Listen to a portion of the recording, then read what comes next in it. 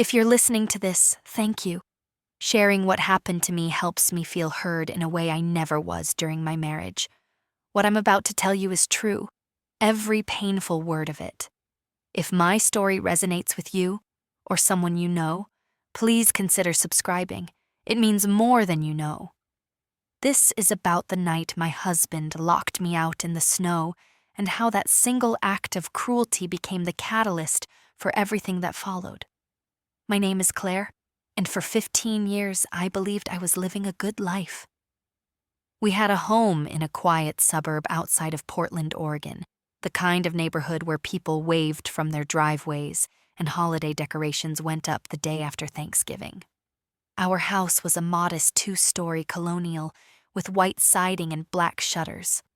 I'd planted roses along the front walkway myself, spent entire weekends on my knees in the dirt, nurturing them until they bloomed every summer in shades of pink and cream. I was proud of that house. I was proud of what I thought we'd built together. My husband's name was Daniel. He worked in pharmaceutical sales, a job that required frequent travel and long hours. He was charming, the kind of man who could walk into a room and immediately make people feel at ease. He had sandy brown hair that he kept short and neat, blue eyes that crinkled at the corners when he smiled, and a laugh that sounded genuine even when it wasn't. I met him when I was 26, fresh out of a relationship that had left me feeling small and uncertain. Daniel made me feel seen. He listened when I talked. He remembered details about my day. He brought me coffee in bed on Sunday mornings, or at least that's who he was in the beginning. By the time we reached our 15th anniversary, I couldn't remember the last time he'd asked me how I was feeling.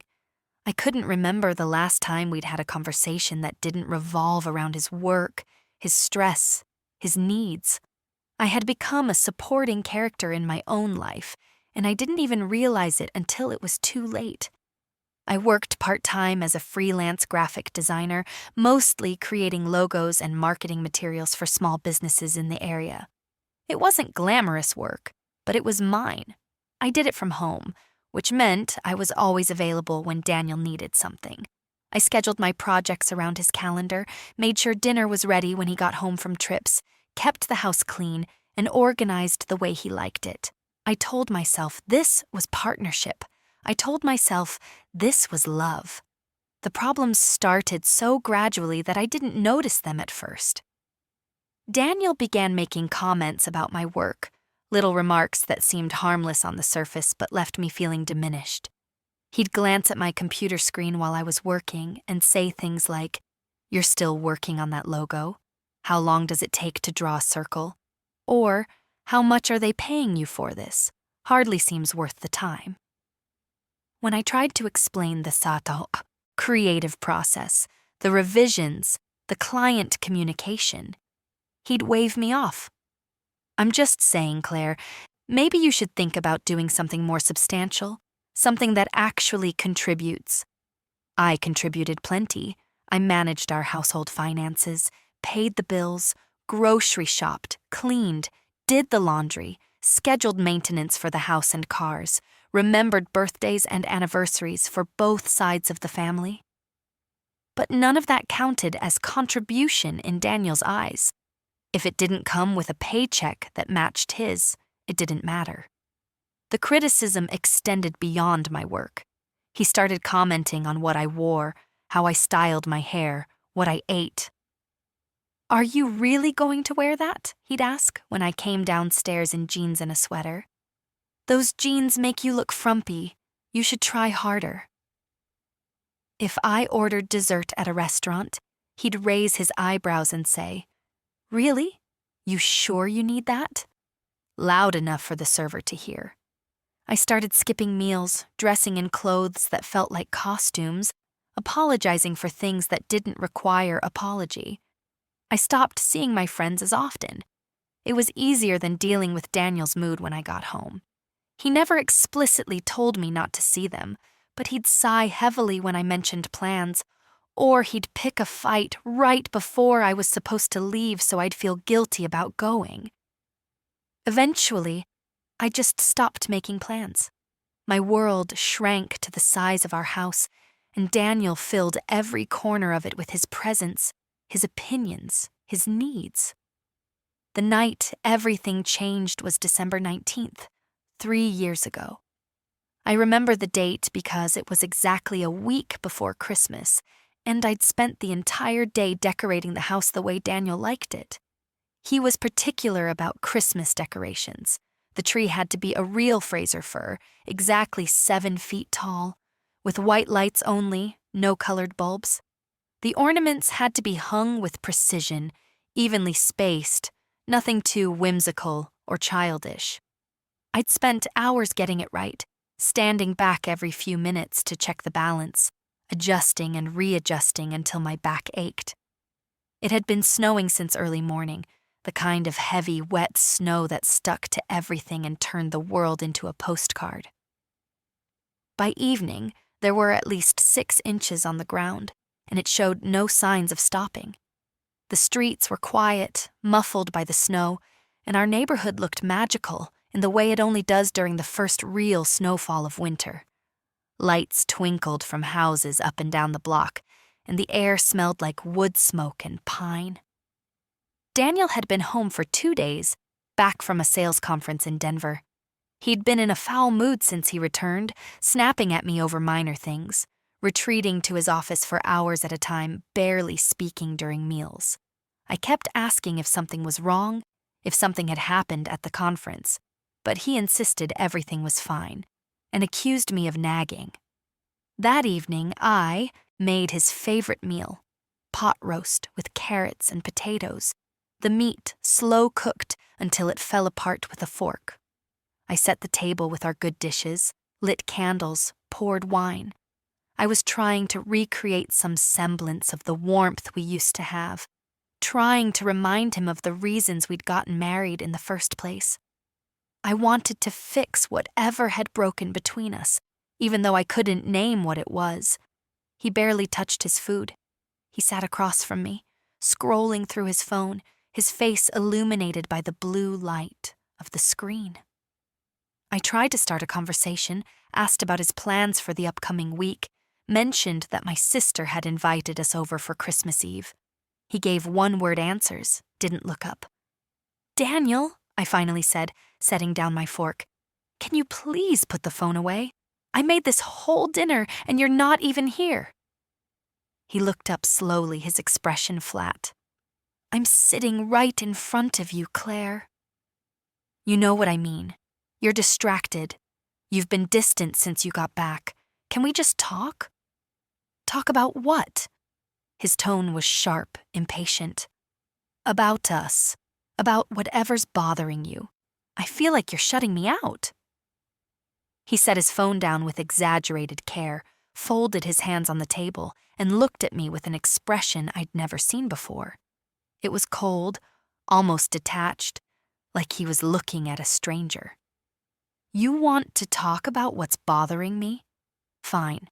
What's bothering me is coming home to this suffocating house and this suffocating marriage. What's bothering me is that you've made yourself so small and so needy that I can barely stand to be around you."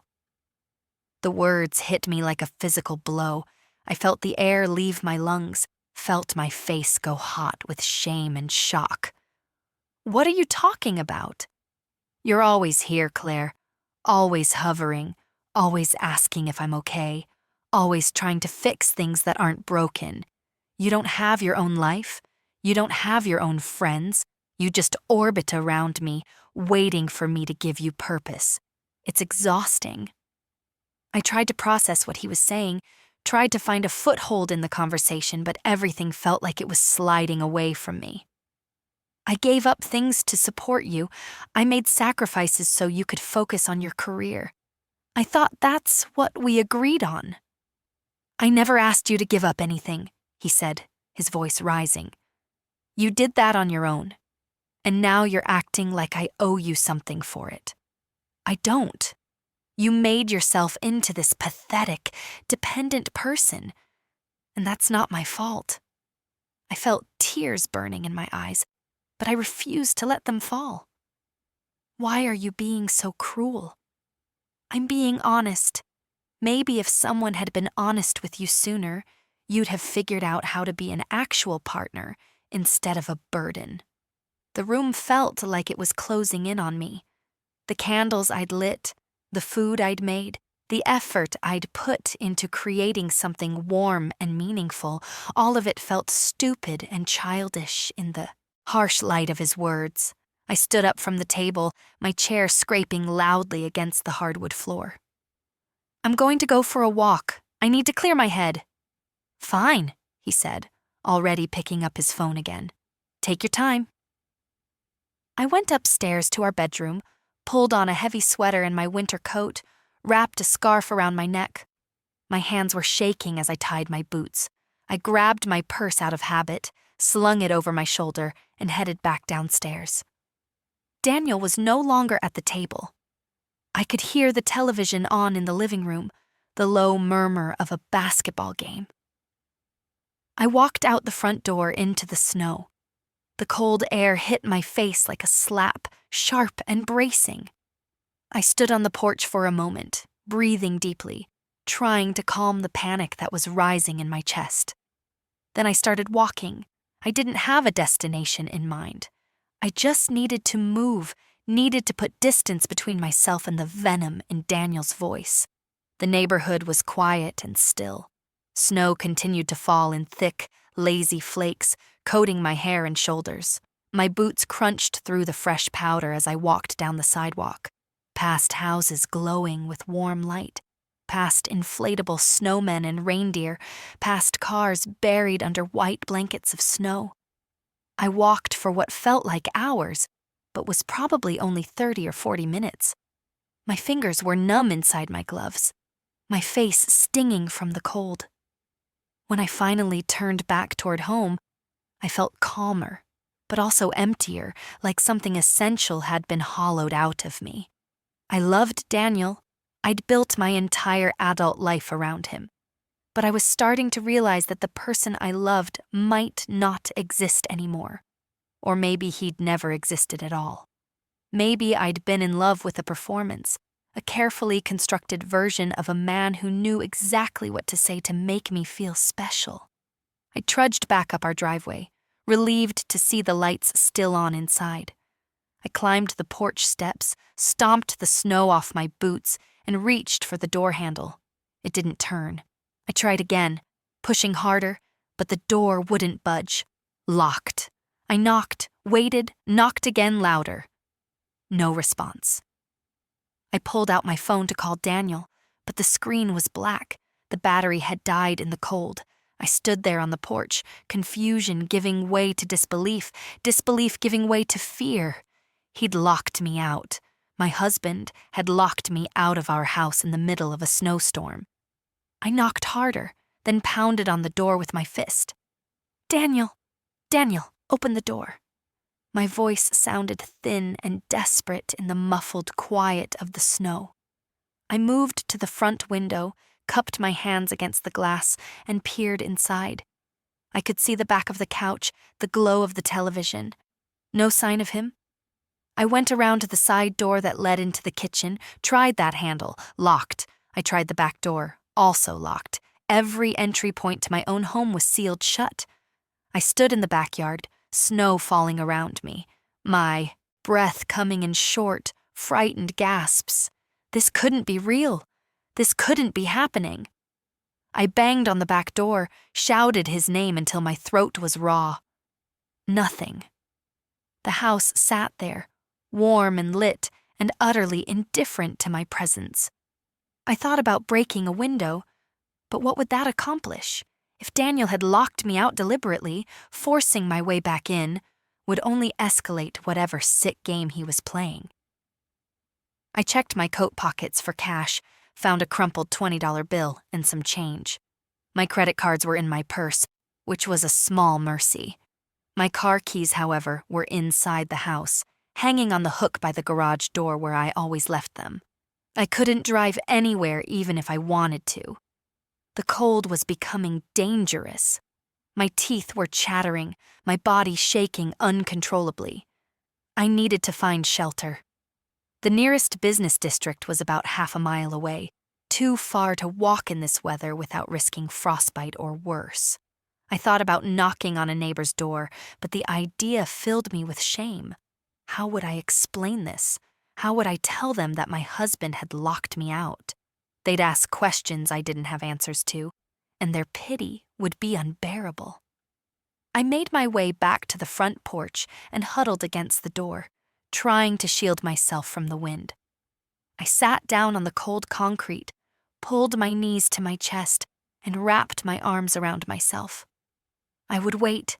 He couldn't leave me out here forever.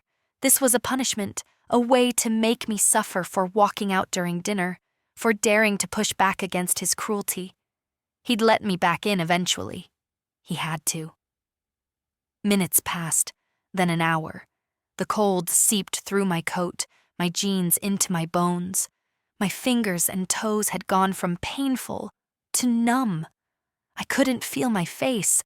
I knew logically that I was in danger, that hypothermia was a real possibility, but my brain felt slow and foggy. I kept thinking he'd open the door, that any minute I'd hear the lock turn and see his face and this nightmare would be over. At some point, I must have started crying because I became aware of tears freezing on my cheeks. I thought about my life, about how I'd ended up here. I thought about the girl I used to be, the one who had dreams and opinions and a spine. When had I lost her? When had I traded myself for the approval of a man who didn't even like me? I don't know how long I sat there. Time became meaningless. The snow continued to fall. The neighborhood remained silent.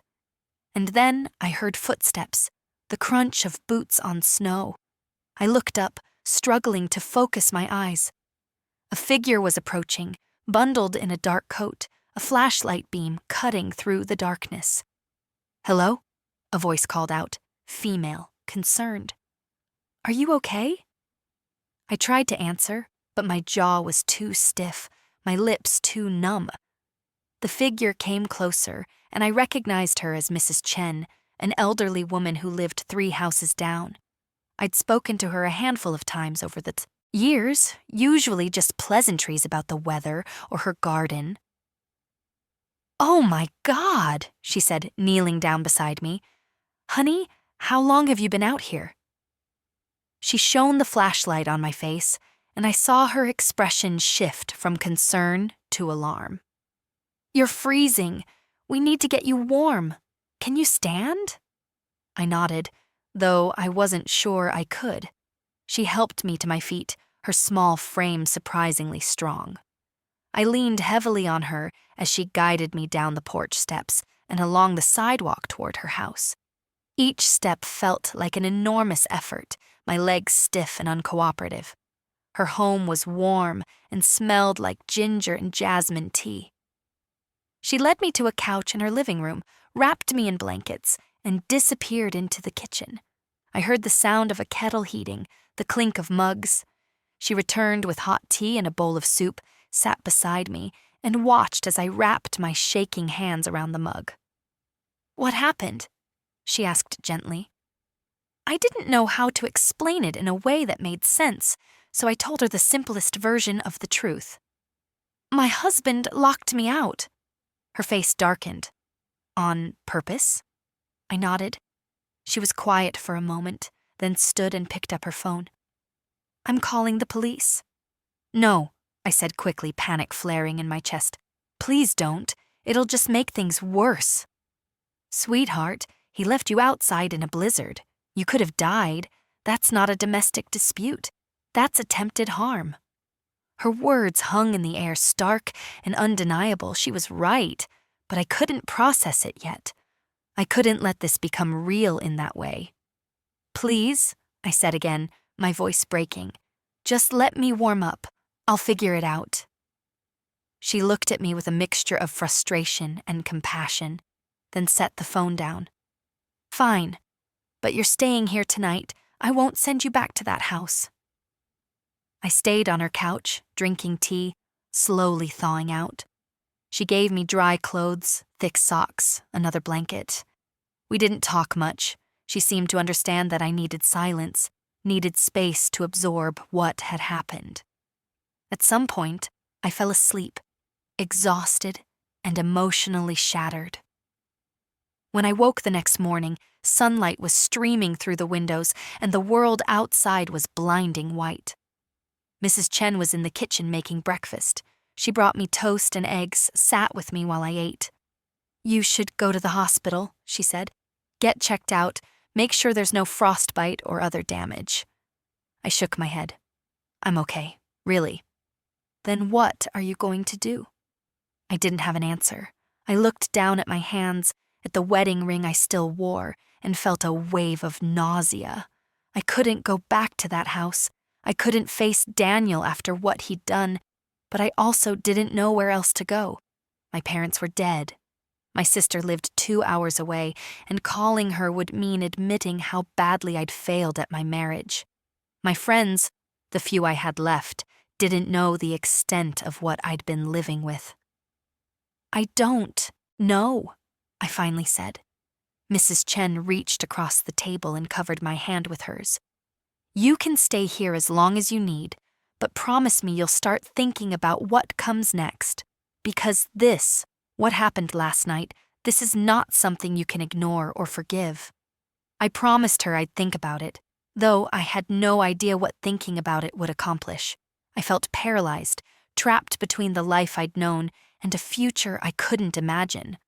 Later that morning, I borrowed Mrs. Chen's phone and called my sister Rachel. She answered on the second ring, her voice bright and cheerful. "Hello? Rachel, it's me." Her tone changed immediately. "Claire? Whose number is this? Are you okay?" I told her everything. The dinner, the fight, the locked door, the hours in the snow. She listened without interrupting, and when I finished, there was a long silence on the other end of the line. "I'm coming to get you," she finally said, her voice tight with anger. "Pack whatever you can. You're not staying there." "Rachel, I don't know if—" "Claire, stop. Just stop. This isn't a marriage, it's abuse. Do you understand that? He tried to hurt you. He could have killed you.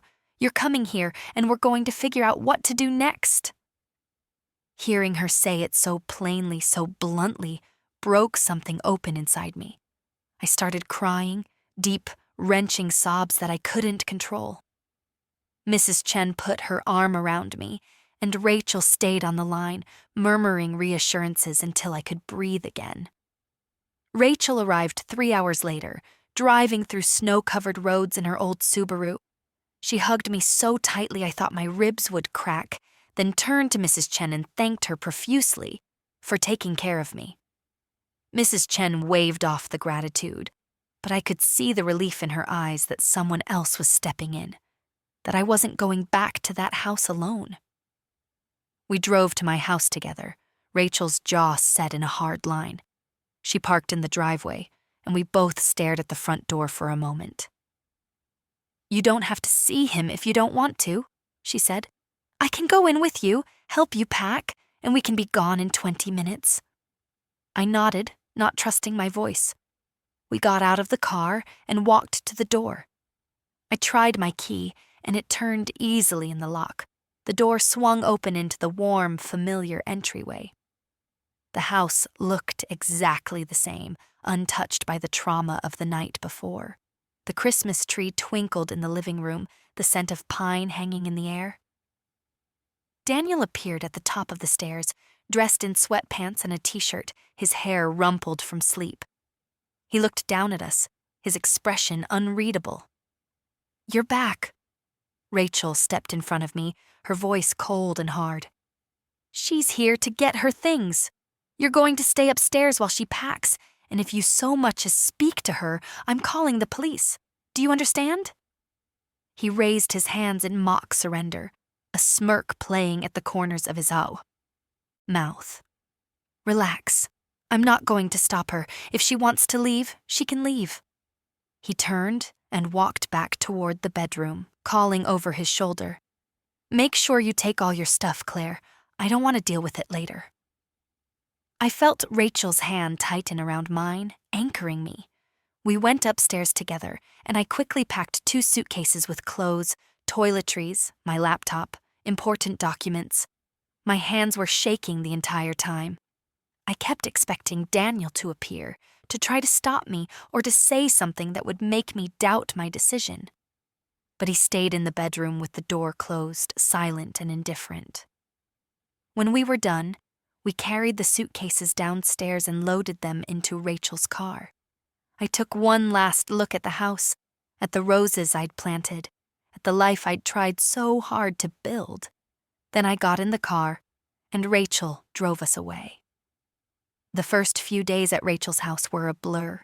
I slept a lot, my body and mind trying to recover from the shock and exhaustion. Rachel and her husband Tom were patient with me, giving me space but also making sure I ate and showered and didn't disappear entirely into my grief. Rachel worked as a nurse at a hospital in Eugene, and Tom taught high school English. They had a small, cozy home filled with books and plants and the kind of comfortable clutter that comes from actually living in a space. Rachel sat me down on the 3rd day and handed me a cup of coffee. "We need to talk about next steps." I nodded, wrapping my hands around the warm mug. "First, you need to see a doctor. Make sure there's no lasting damage from the other night. Second, you need to talk to a lawyer. You need to file for divorce and figure out the financial situation. Third, you need to start thinking about where you're going to live and how you're going to support yourself." The list felt overwhelming, impossible. I don't even know where to start. That's okay. We'll do it together, one thing at a time. She helped me find a doctor who examined me and confirmed that I'd been lucky. No frostbite, no permanent damage, but I'd come dangerously close. She gave me pamphlets about domestic violence resources, urged me to reach out for support. I took the pamphlets and promised I'd call, though I wasn't sure I would. The lawyer was next. Rachel found someone through a colleague, a woman named Patricia Lawson, who specialized in family law. Her office was in a modest building downtown, and she greeted me with a firm handshake and a kind but no-nonsense demeanor. I told her the story, every humiliating detail, and she listened without judgment, taking notes. "Here's the reality," Patricia said when I finished. "Oregon is a no-fault divorce state, which means we don't have to prove wrongdoing to dissolve the marriage. But the incident with the locked door, that could be relevant if we need to pursue a restraining order or if custody of assets becomes contentious. I'd recommend filing a police report, even if you don't press charges. It creates a record." I hesitated. "I don't want to ruin his life." Patricia looked at me steadily. "Claire, he locked you outside in a snowstorm. You could have died. He's already ruined parts of your life. Filing a report isn't about revenge. It's about protecting yourself and establishing a pattern of behavior if we need to." I agreed, reluctantly. Rachel went with me to the police station, where I filed a report with an officer who looked bored and skeptical. He took my statement, asked a few perfunctory questions, and told me someone would follow up. I left feeling like I'd accomplished nothing, like I'd exposed my shame for no reason. Patricia filed for divorce on my behalf. Daniel was served papers at work, which I knew would humiliate him. Part of me felt guilty about that, which was absurd given everything he'd done. But years of conditioning had taught me to prioritize his feelings over my own, and that instinct was hard to shake. He called me 2 days later. I saw his name on my phone screen and felt my heart rate spike. I didn't answer. He called again an hour later, then again that evening. Finally, he left a voicemail. I listened to it on speaker with Rachel sitting beside me. "Claire, this is ridiculous. You're really going to throw away 15 years over one bad night? I know I said some things I shouldn't have, but you're not innocent in this either. You pushed me. You've been suffocating me for years, and I finally snapped. If you'd just come home, we could talk about this like adults. But no, you had to run to your sister and play the victim. You're making a huge mistake. Call me back." His voice was calm, reasonable, almost concerned. If I hadn't lived through the night he locked me out, I might have believed he was genuinely remorseful. But I knew better now. This was manipulation, an attempt to rewrite history and shift blame. "Don't respond," Rachel said. "Let Patricia handle all communication." I blocked his number, blocked him on social media, cut off every avenue he had to reach me directly. It felt like a small act of defiance, a tiny reclaiming of control. The divorce process dragged on for months. Daniel contested everything, dragging out negotiations over the house, the savings account, even furniture and kitchen appliances. Patricia warned me this was common in cases like mine, that abusers often use the legal system as a way to maintain control and punish their victims. Every document that needed my signature, every court date, every email from Patricia felt like another wound, another reminder of how badly I'd been broken. The worst part was the financial devastation. I'd been so focused on surviving emotionally that I hadn't fully grasped the extent of the damage Daniel could do to me financially. He was the primary earner, and I'd been working part-time. He had access to our accounts, our assets, everything. By the time Patricia and I realized what he was doing, he'd already drained most of our joint savings, transferred money into accounts I didn't know about, racked up credit card debt in my name. Patricia fought hard, but the legal system moved slowly. Meanwhile, I was living on Rachel's charity, my bank account dwindling, my credit score plummeting. I tried to pick up freelance work, but my confidence was shattered, and it showed in my pitches. Clients who'd worked with me before didn't respond to my emails. New prospects turned me down. I felt like I was drowning, like no matter how hard I swam, I couldn't reach the surface. I started having panic attacks, sudden and overwhelming waves of fear that left me gasping for breath on Rachel's bathroom floor. I couldn't sleep without nightmares. I lost weight I couldn't afford to lose. Rachel begged me to see a therapist, and I finally agreed, more to appease her than because I believed it would help. The therapist's name was Dr. Morgan Reeves, a woman in her 50s, with gray hair and glasses and a calm, steady presence. Her office was small and comfortable, with soft lighting and a couch that didn't feel clinical. In our first session, she asked me to tell her why I was there, and I broke down before I could get through the first sentence. Over the following weeks, Dr. Reeves helped me begin to untangle the web of manipulation and control that had defined my marriage. She taught me about gaslighting, about coercive control, about the ways abusers systematically erode their victims' sense of self. She helped me see that what had happened to me wasn't my fault, that I hadn't deserved any of it, that leaving was the bravest thing I could have done. But understanding it intellectually didn't erase the shame or the grief. I mourned the life I thought I'd had, the future I thought I was building. I mourned the man I thought I'd married, even though Dr. Reeves gently reminded me that person had likely never existed.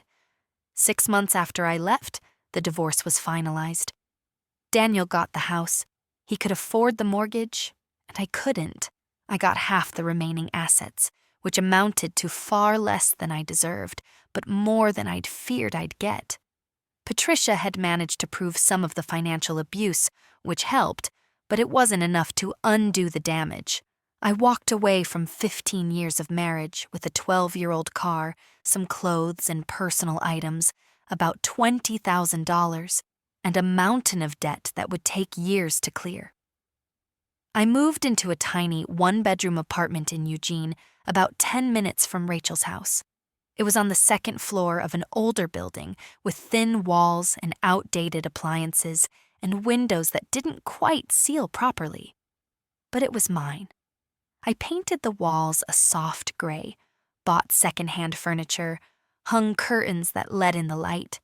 I planted herbs on the windowsill in the kitchen, tried to create small pockets of beauty in the space. I started rebuilding my freelance business, slowly and painfully. I reached out to old clients, swallowed my pride, and explained that I was available for work again. Some didn't respond. Some offered projects, small at first, then larger as I proved I could still deliver quality work. I worked long hours, hunched over my laptop at the small desk in my bedroom, designing logos and websites and marketing materials. The work was solitary and exhausting, but it was also grounding. It reminded me that I had skills, that I could create something valuable. Money was tight. There were months when I had to choose between groceries and paying the electric bill on time. There were weeks when I survived on rice and beans, too proud to ask Rachel for more help than she'd already given. I stopped buying coffee, stopped going out, stopped spending money on anything that wasn't essential. I became intimately familiar with the fluorescent aisles of discount grocery stores, with the particular anxiety of watching my bank balance hover just above zero. I also started volunteering at a local domestic violence shelter, something Dr. Reeves had suggested, as a way to process my own experience and connect with others who understood. The shelter was a nondescript building in a quiet part of town, its location kept confidential for the safety of the residents. I helped with administrative tasks, answered phones, sorted donations. I met women who'd survived far worse than I had, women who'd lost everything, who'd been beaten and threatened and terrorized. Their strength humbled me, reminded me that I wasn't alone. One evening, about a year after I'd left Daniel, I was at the shelter folding donated clothes when a woman came into the room. She was young, maybe mid-20s, with dark circles under her eyes and a baby on her hip. She looked exhausted and scared, and I recognized that look because I'd worn it myself. "Can I help you with anything?" I asked gently. She hesitated, then shook her head. "I'm okay. Just needed a quiet place to sit for a minute." I nodded, went back to folding. After a few moments, she spoke again. "How long have you been volunteering here?" "About 6 months. Were you?" She trailed off, unable to finish the question. "Yes," I said simply. "I was." She looked at me, really looked at me, and I saw the question in her eyes. Does it get better? I wanted to tell her yes, that it absolutely gets better, that leaving is the hardest part, and everything after that is easier. But I couldn't lie to her. "It gets different," I said instead. "Some days are better, some days are really hard, but you're not trapped anymore, and that matters more than you can imagine right now." She nodded slowly, tears spilling down her cheeks. I moved to sit beside her, and we stayed there together in silence, two women trying to find their way forward from the wreckage of what we'd survived. That moment stayed with me, became a touchstone. I wasn't healed, I wasn't whole, but I was free, and I was building something new, from the broken pieces of my old life. It was slow, unglamorous work, but it was mine. About 18 months after the divorce, I got a call from Patricia, my lawyer. "I thought you'd want to know," she said. "Daniel's been fired from his job." I felt a jolt of shock. "What? Why?" From what I understand, there were complaints, multiple complaints from female colleagues about inappropriate behavior, harassment. The company investigated and let him go. I didn't know how to feel. Part of me felt vindicated, proof that I hadn't been crazy, that the cruelty I'd experienced was part of a larger pattern. Part of me felt sad, a lingering echo of the woman who'd once loved him and wanted him to be better. And part of me felt nothing at all, which was perhaps the most telling response of all.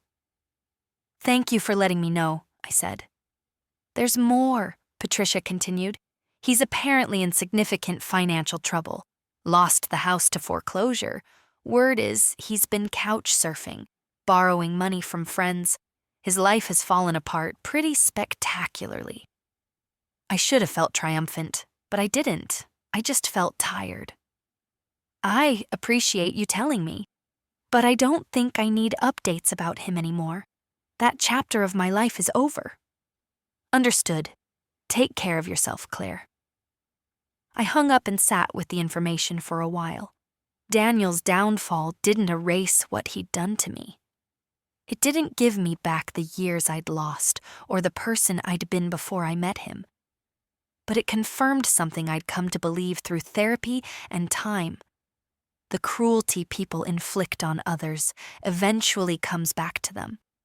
Not always in dramatic ways, not always with perfect justice, but in the slow, inevitable unraveling that comes from living without integrity. 2 years after I left, I was sitting in my apartment on a Saturday morning, drinking coffee and working on a logo for a new client, when my phone rang. Unknown number. I almost didn't answer, but something made me pick up. Hello? Claire. Hi. This is Tom Bradshaw. I'm not sure if you remember me, but we met at a design conference a few years ago in Portland. You did some work for my company, helped us rebrand. I vaguely remembered the name, remembered a friendly guy with a startup that made educational software. Oh, yes. Hi, Tom. How are you? I'm great, thanks. Listen, I'm calling because we're expanding, and we need a full-time creative director. Your name came up in our discussions. I've been following your recent work, and I'm really impressed. Would you be interested in talking about it? I set down my coffee, my heart suddenly pounding. A full-time job, a steady paycheck, health insurance, the stability I'd been struggling to rebuild for 2 years. Yes, I said, trying to keep my voice steady. I'd definitely be interested. We set up a meeting for the following week. I prepared obsessively, put together a portfolio of my best work, researched the company, practiced answers to potential interview questions. When the day came, I walked into their office, a bright, modern space in downtown Eugene, feeling nervous, but also strangely calm. This was an opportunity, not a referendum on my worth. Tom and his team interviewed me for over an hour, asked thoughtful questions, seemed genuinely interested in my ideas. At the end, Tom walked me to the door and shook my hand. We'll be in touch soon. They offered me the job 3 days later. The salary was more than I'd made in years, enough to cover my expenses and start paying down debt and even save a little. I accepted immediately, then called Rachel and cried tears of relief and gratitude. Starting the job felt like stepping into a new version of myself. I was cautious at first, afraid to take up too much space, afraid to voice my opinions too strongly. But my colleagues were supportive, and Tom was an encouraging boss who valued creativity and collaboration. Slowly, I began to trust myself again, to remember that I was good at what I did, that my ideas had value. I made friends at work, started going out for drinks after long days, accepted invitations to dinner parties and hiking trips. I reconnected with old friends I'd lost touch with during my marriage, apologized for disappearing, and was met with warmth and understanding. My social circle expanded, my world grew larger and brighter. I kept seeing Dr. Reeves, kept volunteering at the shelter, kept doing the work of healing. It wasn't linear. There were still days when I woke up feeling hollow, when the weight of what I'd survived pressed down on me so heavily I could barely breathe. There were moments when I saw a man who looked like Daniel from behind and felt my chest tighten with panic. But those moments became less frequent, less intense. 3 years after I left, I was standing in the kitchen of my apartment. I'd moved to a nicer place, a ground-floor unit with a small patio where I could garden, making dinner for Rachel and Tom. We'd fallen into a routine of having dinner together once a month, a standing date that anchored me. I was chopping vegetables, humming along to music playing from my phone, when Rachel came up beside me. "You look happy," she said, smiling. I paused, considered the observation. Happy felt like too simple a word for what I was. but it wasn't wrong. "I think I am," I said. "Or at least, I'm getting there." She hugged me, and I leaned into it, grateful beyond words for her steadiness, her refusal to let me disappear into despair. That night, after they left, I sat on my patio with a glass of wine and looked up at the stars. The air was cool, but not cold, the night quiet except for the distant sound of traffic. I thought about the woman I'd been 3 years ago, sitting on a frozen porch, locked out of her own home, believing she had nowhere to go. I thought about how far I'd come, how much I'd rebuilt. I didn't think about Daniel much anymore. Occasionally, I'd hear something through mutual acquaintances. He'd moved to another state, he was working in a different field, he'd gotten remarried, but the information passed through me without sticking. He was a character in a story I'd survived, not a person with power over my present or future.